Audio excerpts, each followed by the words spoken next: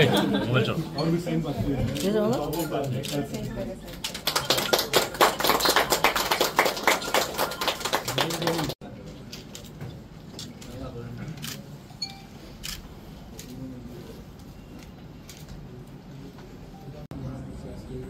আজকে সত্যি ত্রিপুরার জন্য একটা আনন্দের বিষয় যে একটু আগে আমাদের একটা এগ্রিমেন্ট সাইনিং হয়েছে এখানে department of industries and commerce, government of Tripura, tata technologies limited TTL. আমাদের যে ত্রিপুরাতে 19 যে আইটিস আছে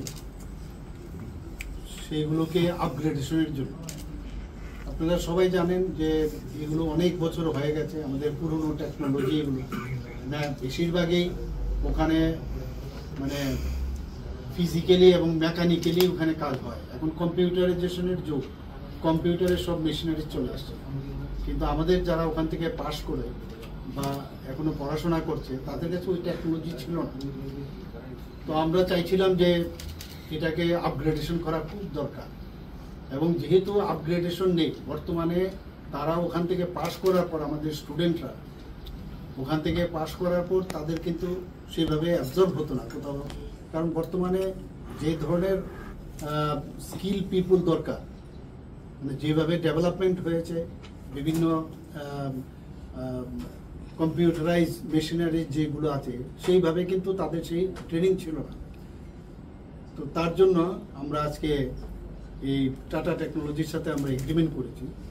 সেই টেকনোলজিতে আমরা ওখানে ইনফ্রাস্ট্রাকচারও ডেভেলপমেন্ট করব, পাশাপাশি 86:14 সেই রেশিওতে, অর্থাৎ 86% ওনারা খরচ বহন করবেন আপগ্রেডেশনের জন্য, আর 14% আমরা বহন করব। তো সেখানে 86%-এ ওনারা যে ইনভেস্ট করবেন 570 crore, more than 570 crore, আর ত্রিপুরা গভর্নমেন্ট 14% অর্থাৎ 112 crore, more than 112 crore invest করবে।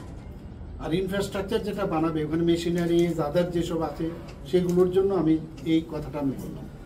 আর বাকি আমরা ওখানে যে ইনফ্রাস্ট্রাকচার মানে বাইরের যে বাহ্যিক যেসব মানে ইনফ্রাস্ট্রাকচার তৈরি করতে হবে, তো তার জন্য আমরা প্রায় 13,500 স্কোয়ার ফিট আছে ওখানে টোটাল 19টা, সেখানে আমরা 700 টোটাল, মানে এই যে আমরা 14% এবং অন্যান্য যে আমরা 1980 যে ইনফ্রাস্ট্রাকচার আমরা বাইরে থেকে করব সেগুলো 700 টোটাল 92 crore খরচ হবে।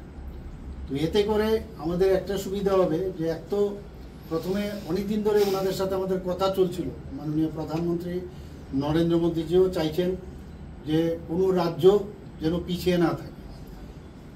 তো সেই দিশায় আমাদের এখানে আমাদেরও চেষ্টা ছিল, ওনার যে মার্গদর্শন সেটাকে সামনে রেখে আমরা কথা বলছিলাম টাটা টেকনোলজির সাথে, ওনারা এসছেন এবং আমরা বললাম যে আমাদের স্টুডেন্টকে টেকনিক্যালি নো হাউ, বিভিন্ন সাবজেক্ট অনেকগুলো লং টার্ম কোর্স আছে, শর্ট টার্ম কোর্স আছে।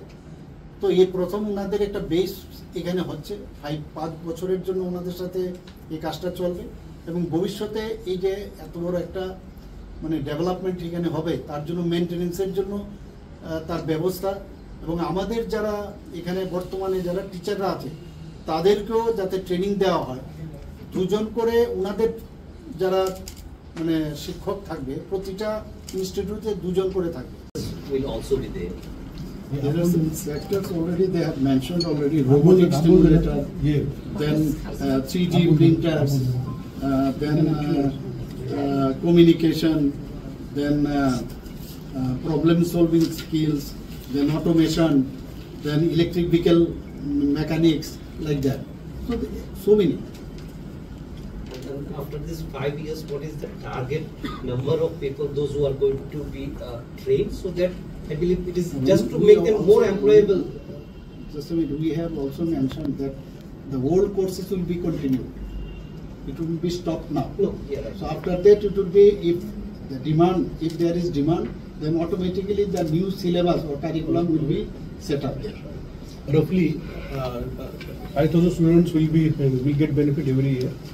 একটা বিরাট অপরচুনিটি হবে এবং আমি একটু আগে ওনাদের সাথে কথা বলছিলাম, আমার বক্তব্যতে আমি বলেছি আমরা চাই যে ত্রিপুরা স্টেট একটা মডেল স্টেট হোক এবং সেইভাবেই আমরা কিন্তু এটা 19 যে আমাদের আইটিস আছে এতদিন ধরে ভালো চলছিল না, কিন্তু আপনারা সবাই জানেন, তো এটাকে আবার আমি বলবো ভাইব্রেন্ট আইটিস হবে এবং ত্রিপুরার জন্য একটা মাইল স্টোন আমার মনে হয় আগামী দিনে হতে যাচ্ছে।